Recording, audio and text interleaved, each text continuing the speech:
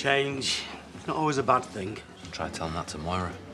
Okay. You know, I've always reckoned you've got to grab it by the antlers. You'll have another job in no time. Yeah, of course you will, man. Transferable skills, it's a thing. Yeah, right. What are you good at? You're good at hitting things and people.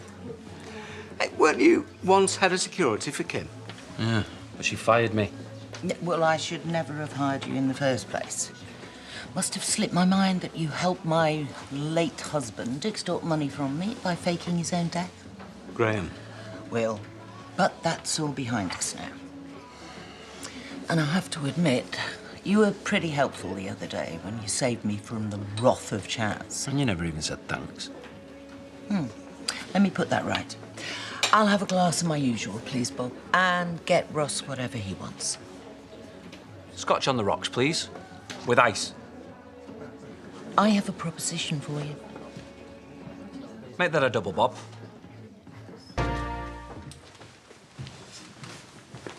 Excuse me. Why? What have you done?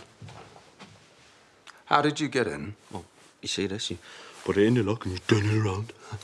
Wherever you acquired that from, I suspect this is a matter for the police. Ross? Well, I wouldn't if I were you, seeing it was Kim who gave it to me. She's on her way back from town right now, said if I got here before her, to let myself in. You'll forgive me if I don't believe you. Well, you better. Because you are now looking at the new Director of Operations. She said she'd text you all, tell you to make me feel right at home.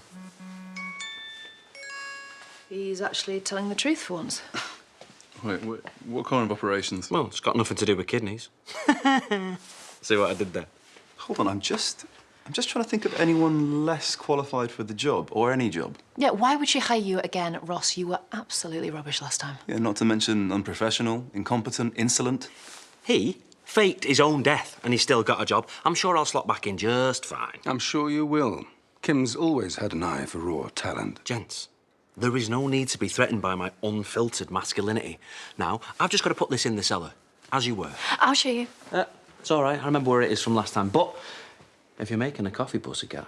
Gabby, don't you dare. I'll show you. We've got to find a way to... Nice fit. I'd ask if you had a hot date, but it's Joe. What are you doing here? I just gave my boss a leg up on a horse. She told me to wait here until she needs a leg off. No, Ross, what are you actually doing? Working. And if your fella is threatened by that, then he needs to work on his insecurities. Okay, whatever. He has just done over my whole family. A bloke with cancer. So tell me, what is it that you see in single-kidneyed millionaire Joe Tate? Do you want to stop with the sexist stereotypes? I've got my own business, Ross, that I bought with my own money. I'm not some desperate housewife. Yeah, OK. You just keep telling yourself that, darling. And I love him. And I'm fed up of everyone just blaming him for everything. It was Moira who did the deal with Kim, not Joe. So why was he up at Robert's getting fresh cow poo in his pointy shoes? I don't know. Working, probably. Oh, like he did when he ignored those drug-dealing traffickers Kim rented to. He didn't do that. Yeah, but what do you care where this family gets the money from? You just spend it. Ross, you can only take the moral high ground if you know what moral means. You used to be such a nice girl. Stay in your lane, and I'll stay in mine, OK? I know how to deal with jumped-up prats like you. Oh, how could I forget? But if you know, you know, right? You're an idiot. You want me to, Dawn, you ready? Master's calling. Off you trot. I'd watch your tone if I were you. Why? What are you going to do? Get the penguin on me? Don't get too comfortable. You're not going to be here long.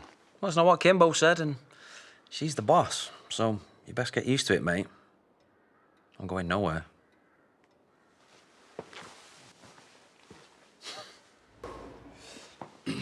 help yourself? Don't mind if I do, Lurch. Going all right for you, is it, this whole living dead thing? Going all right for you, is it, Director of Operations?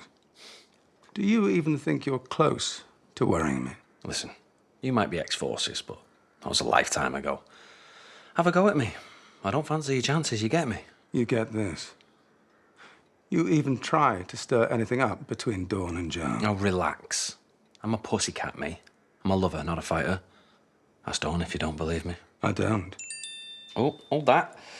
That'll be the boss, checking in on me, seeing if I'm settling in. Do you want me to tell her that you're not being very nice to me? Just making sure we both know where we stand. Well, I reckon that's for you to find out. SAS, Ken.